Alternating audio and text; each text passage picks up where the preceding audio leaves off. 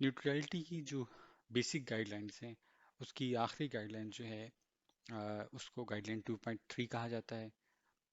یہ guide line کہتی ہے کہ VAT rules should be framed in such a way that they are not primary influence on business decisions۔ کہنے کا مطلب اس میں یہ ہے کہ دیکھیں بزنس مختلف فیکٹرز کی وجہ سے اپنے ڈیسیجنس لیتے ہیں۔ عام طور پہ کمبینیشن آف فیکٹرز ہوتا ہے۔ مثال کے طور پہ فائنینشیل فیکٹرز ہو سکتے ہیں، کمرشل فیکٹرز ہو سکتے ہیں، سوشل، انوائرمنٹل، لیگل فیکٹرز ہو سکتے ہیں، جس میں ایک فیکٹر ویٹ بھی ہو سکتا ہے۔ لیکن اگر ویٹ سول فیکٹر ہو، پرائمری انفلوئنس ہو، تو اس کا مطلب یہ ہے کہ پھر ویٹ جو ہے وہ سم ہاؤ ڈسٹارٹ کر سکتا ہے انٹرنیشنل ٹریڈ کو، یا سم ہاؤ انکریج کر سکتا ہے کچھ ایویژن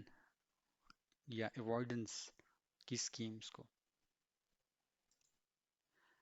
کہنے کا مطلب یہ ہے کہ اگر گائیڈ لائن 2.3 کے ساتھ کوئی انکنسسٹنسی پائی جاتی ہے، یعنی کہ ویٹ انفلوئنس کر رہا ہے بزنس ڈیسیجنس کو پرائمریلی، تو اس کا مطلب یہ ہے کہ پھر لا محالہ جو گائیڈ لائنز دوسری ہیں 2.3 کے علاوہ، ان میں سے کسی کے ساتھ بھی کوئی انکنسسٹنسی پائی جا رہی ہوگی۔ اب اس کو سمجھنے کے لیے یہ بات دیکھ لیتے ہیں کہ ممکن ہے کہ ویٹ کے ایڈوانٹیج لینے کے لیے بزنسز جو ہیں کچھ اپنی سپلائی چین کو، آپریشنز کو کچھ اس طرح سے وہ ری اسٹرکچر کریں کہ جس میں پھر وہ نیوٹرالٹی جو ہے ادروائز ایگزسٹ نہ کرتی ہو، لیکن بظاہر نظر آئے کہ ایگزسٹ کر رہی ہے۔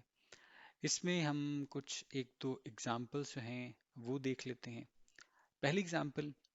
مثال کے طور پہ کہ اگر کسی جسٹرکشن کے اندر فورن بزنسز کو کوئی ایڈوانٹیجڈ کوئی ایڈوانٹیج سچویشن حاصل ہے ایز کمپیئر ٹو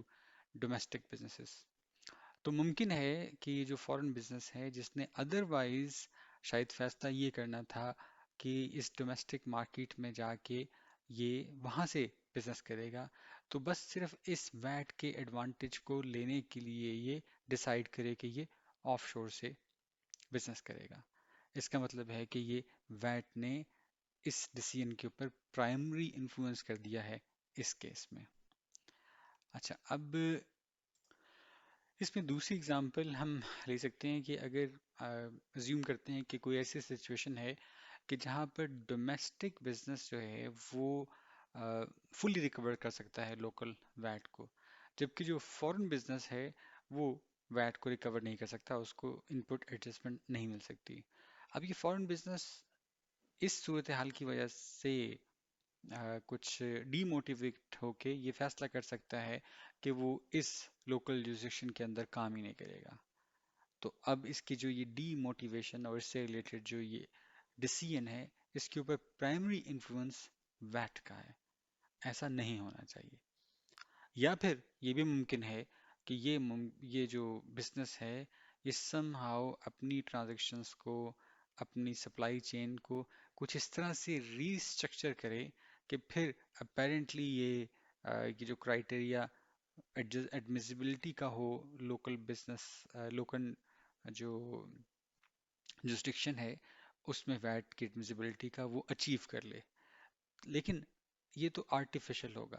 یہ ایسی نیوٹرلٹی ہوگی جو ادروائز ایگزسٹ نہیں کرتی ہوگی۔ اب کوئی اگر ویٹ رولز ہیں اور ہم نے یہ دیکھنا ہے کہ آیا یہ ویٹ رول جو ہیں گائیڈ لائن 2.3 کے ساتھ کنسسٹنٹ ہیں یا نہیں ہے، تو ہمیں اگر ہم یہ کچھ پوائنٹس ہیں ان کو دیکھ لیں تو ہمیں سمجھ آ جائے گا۔ مثال کے طور پہ ہم یہ دیکھ لیں کہ آیا اس ویٹ رول کی وجہ سے جو فورن بزنس ہے وہ کہیں ایسا فیصلہ کر رہا ہے کہ کسی خاص جوریسڈکشن کے اندر اس نے آپریٹ کرنا یا نہیں کرنا ہے، یا کسی خاص جوریسڈکشن کے اندر موجود کسٹمرز کو اس نے سیل کرنا ہے یا نہیں کرنا، یا کسی خاص جوریسڈکشن کے اندر موجود لوکل وینڈر سے اس نے پرچیزز کرنی ہے یا نہیں کرنی، یا اس نے کچھ اپنے فنکشنز جو ہیں ان کو آؤٹ سورس کرنا ہے یا نہیں کرنا۔ تو یہ اس قسم کی جو پوائنٹس ہیں، ان سے ہم جب دیکھیں گے تو ہمیں اندازہ ہو جائے گا کہ کیا وہ اسپیسیفک ویٹ رول جو ہے وہ گائیڈ لائن 2.3 کے ساتھ کنسسٹنٹ ہے یا نہیں ہے۔